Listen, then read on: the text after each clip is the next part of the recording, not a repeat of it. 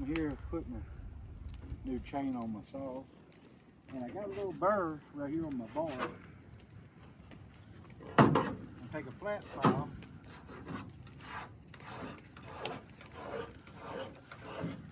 Come here and see what I'm doing.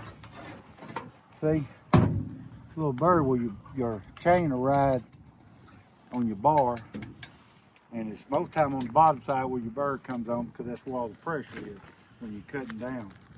Now, if you undercut a lot, it can do it on top. But you also, if you don't have a flat file or a round file, but you find anybody's going to be running saws got one of them, you can flip your bar over. So I got flat files, or if you got a grinder,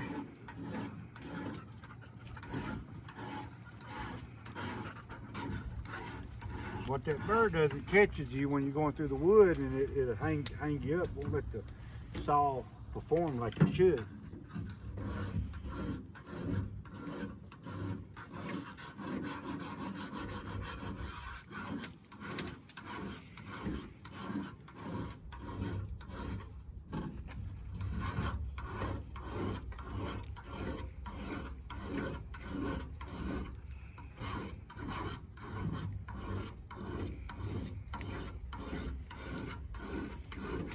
You can hang a nail on it. My rule of thumb is you run your fingernail down that bar, across that bar, and you hang your nail on it. Time to dress it up.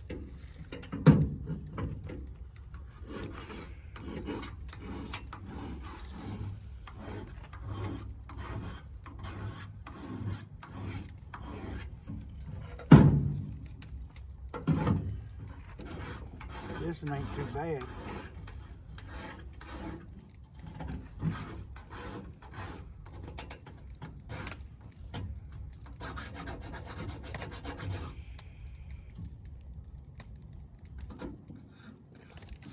Or you can take your file into your file and run it down there, and if you ain't catching, it's fine.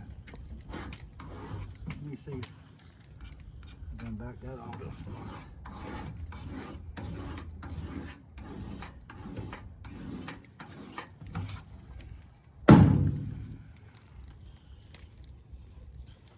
Y'all can see that shiny.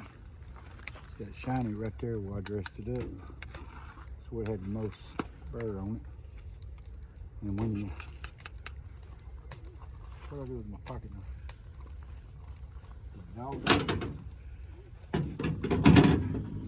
And what you do, I done cleaned this one out.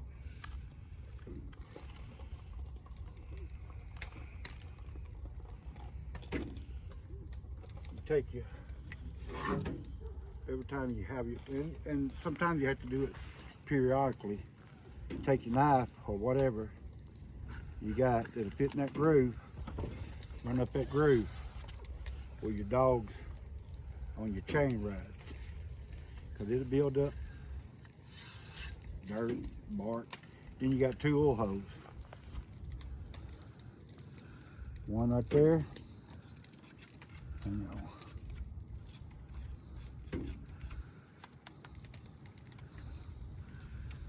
you got one right there. You flip it over, you got one right there, top and bottom. You want to make sure them oil hoses are cleaned out, because that's where your oiler puts oil inside your bar there for your chain to ride on. This is a roller tip. You can change it.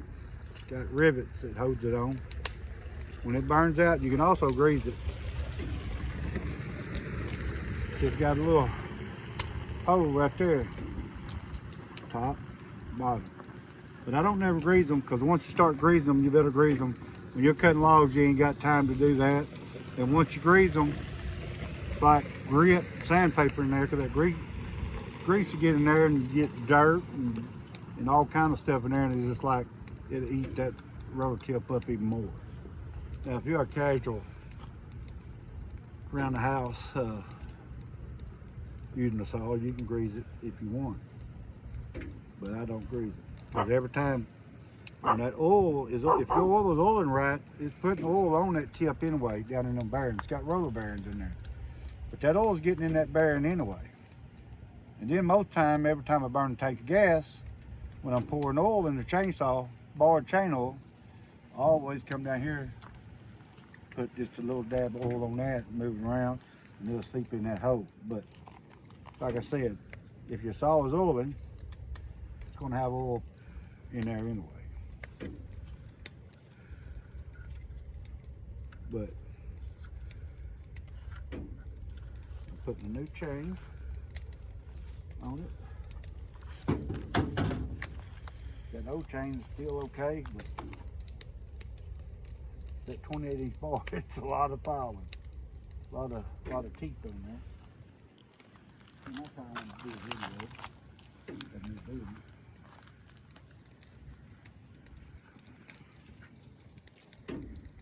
Then I need to. And y'all, I'm gonna tell you what. This is the same thing as a 372 Husky, 74 cc's, I think, something like that. But oh, the dog, look at the dog. No, it ain't good. I was filing a chainsaw one time. I was cutting wood for my daddy. Was cutting pulpwood.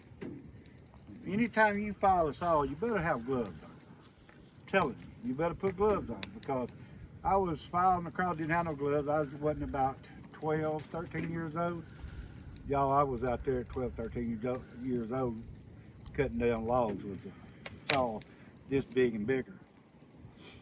And I was filing that thing. Had gloves, didn't have my own. I was in a hurry. Well, I went across, I was going this way, going across this side of my tooth, and it grabbed, thought I had a good, hold on it, and it slid off the tooth.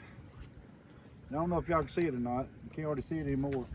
But wait a minute, it might have been this hand. I don't remember which finger it was. I think it was this finger. No, it was that finger right there. It's been so long ago, I was like 12, 13 years old. Now I'll be 57. You can see the scar right there from that knuckle to that knuckle, cut it to the bone. Took like 17 stitches.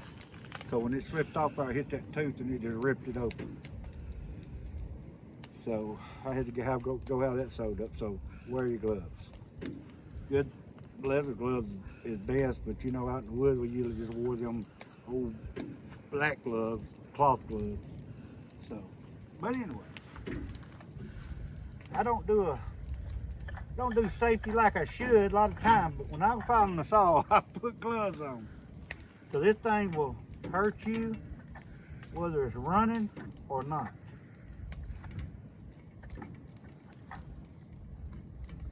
As y'all can see, I hadn't cleaned it in a while.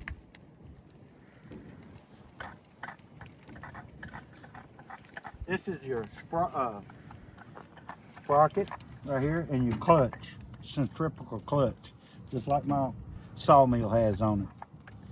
It's a little mechanism inside that housing there. It's got springs on it, and the faster the motor revs up, it locks in, turns that. Anyway, let me see. I want to clean that oil out.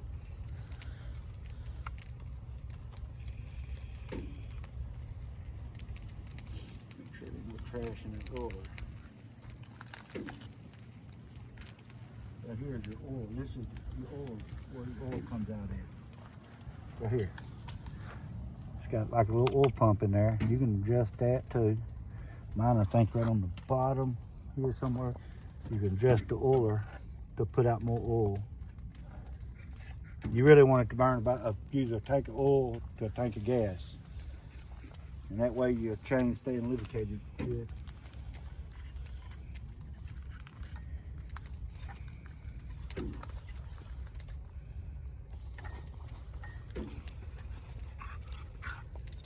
I ain't cleaned this saw in a long time. Back when I was running a chainsaw, you done this every day, blowed it out. Every time you got quick time comes, you go to the work truck, crank air compressor up, and blow it all out, your air filter and all that, blow it off. But I was working with it every day. You want it to last as long as possible.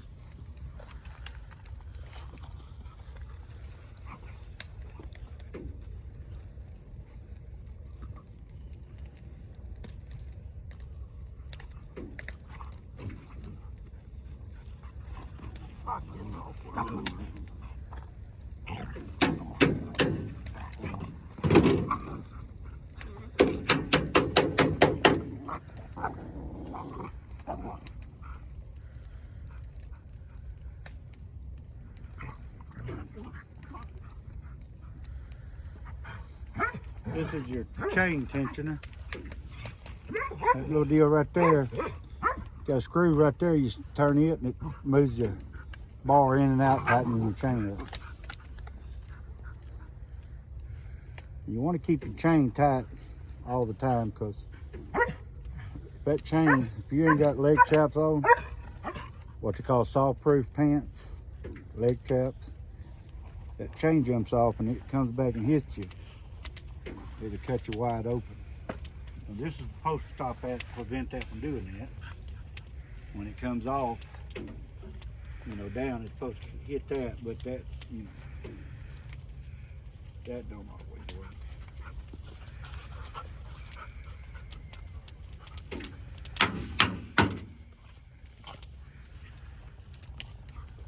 I need to order a choke for that.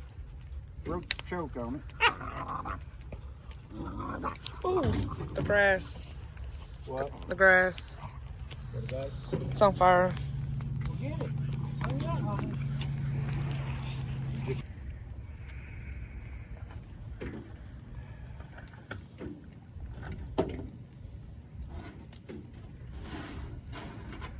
And don't put the chain on backwards.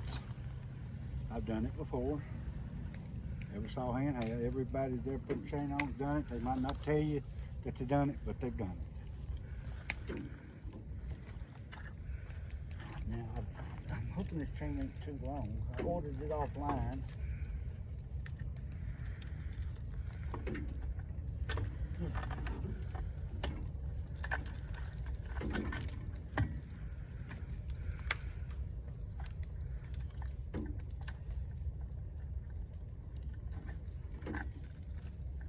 It's long enough.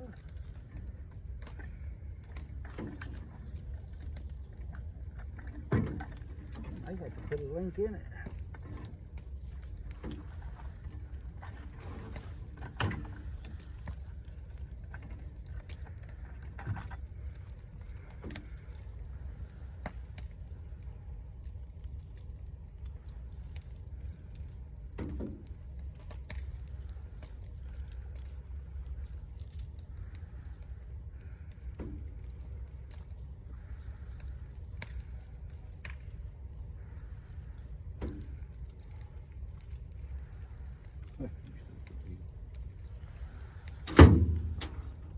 Bar is a long dude.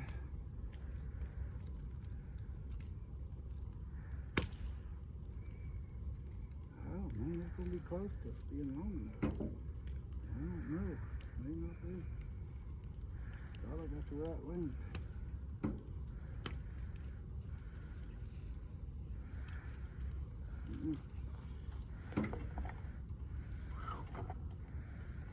Close.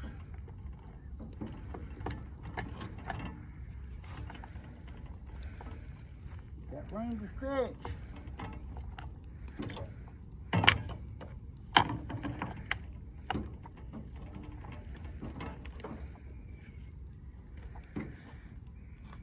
What do I do with my saw ring?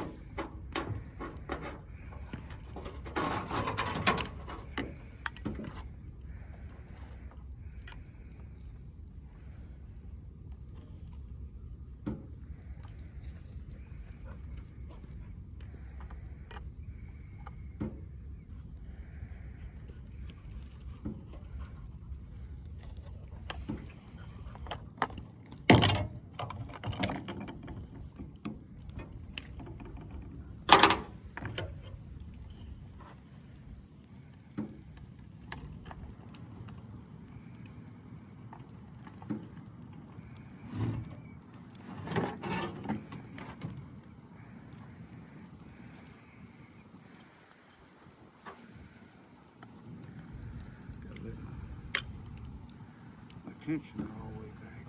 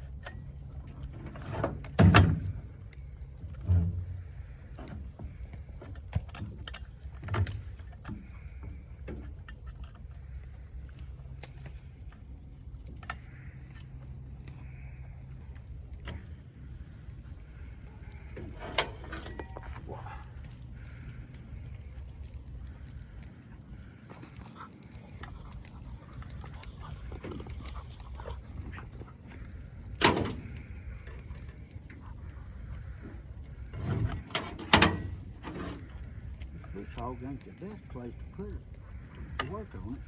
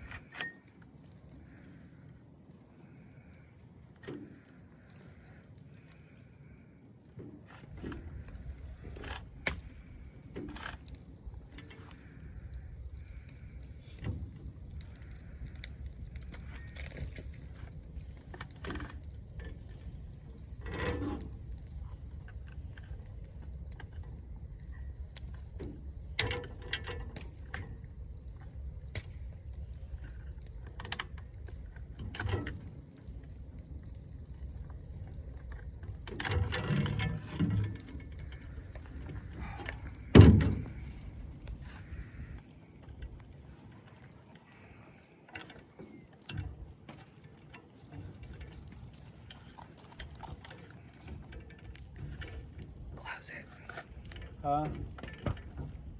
What? Close it out. What do you mean close it out? Thanks for watching. What did it say? Thanks for watching. Oh, thanks for watching. All I gotta do is tighten it up now. Well,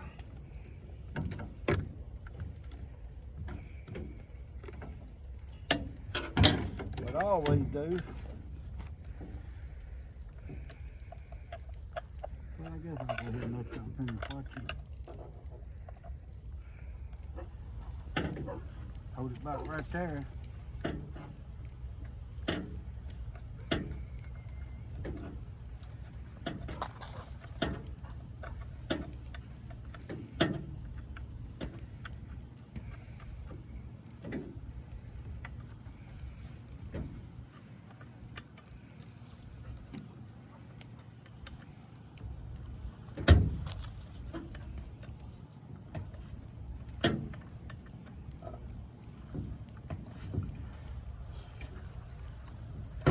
Tight enough. And after you crank it up and run it for a minute, you'll probably have to recheck it. After it gets oiled up, it'll loosen up.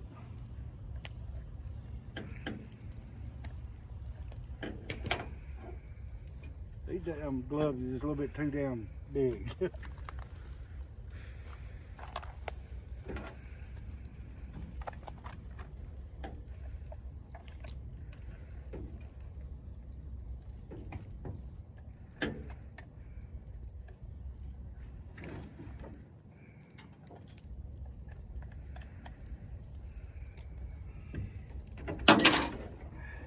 And that's it. Putting the cranker up in a minute, cut that log off, see how that, them are, I don't know, they off the internet changed, so I don't know how good they are. We'll see. You know, anything to try to save $1. But if a good chains, a good chains.